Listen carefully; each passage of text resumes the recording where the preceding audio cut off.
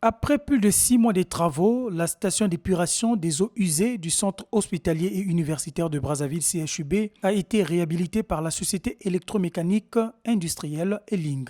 Ce site, entièrement financé par l'État congolais, est composé entre autres d'une salle des machines et de plusieurs bassins de 5 mètres de profondeur destinés au traitement des eaux. Réceptionnant cet ouvrage le 17 novembre 2023, le directeur général du CHUB a relevé son utilité. Pour le CHU, ça a un intérêt capital à double titre. D'abord parce que du point de vue du principe, pour les travaux d'assainissement, de tout ce qu'il y avait comme travaux au CHU, hein, sur la tuyauterie, sur les eaux, la fourniture en eau.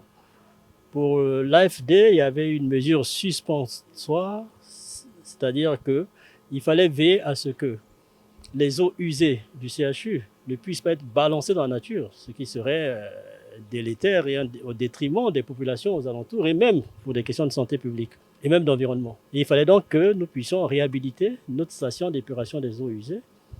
Et cette tâche avait été confiée à nos amis de Eline qui ont mené leur travail et aujourd'hui nous avons le plaisir de pouvoir faire la réception provisoire presque finale de ces travaux. Toutes les eaux usées du CHU, on ne peut pas les déverser dans la nature. Il faut d'abord les traiter et après les traiter, maintenant on peut les envoyer vers les émonctoires, les fleuves, etc. La mise en service de la station d'épuration des eaux usées du CHU de Brazzaville est appréciée par le responsable de cette structure sanitaire. Et donc nous sommes très heureux de pouvoir constater aujourd'hui que ces travaux ont été menés correctement et donc pour nous, ça a un grand intérêt. Le financement de cette station, c'est sur un financement de l'État congolais. Donc c'est l'occasion de dire merci pour ce travail-là. La société commise à la réhabilitation de la station d'épuration des eaux usées s'est investie dans la réalisation des travaux pour son opérationnalisation. Bon, nous avons commencé par détruire d'abord la première station qui était ici. Les moteurs qui étaient là, toute la mécanique qui était là, a été complètement désossée. Et puis après, nous avons repris les travaux de terrassement. Donc on a fait des gros trous ici, c'est de 5 mètres de profondeur. On a réalisé ça, c'était fini. Et puis après, on a fait le génie civil.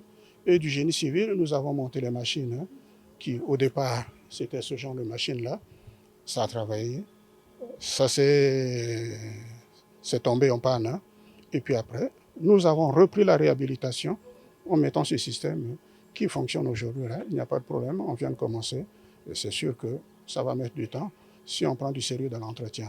On va placer des techniciens, on va les former et puis après, ils vont tenir compte de toutes les mesures de sécurité qu'on prendra ici. Les différentes étapes de traitement des eaux usées du CHU de Brazzaville ont été explicitées. Il y a grossièrement, qu'on a dit, le pré-traitement qui va du grossier aux huiles et au sable.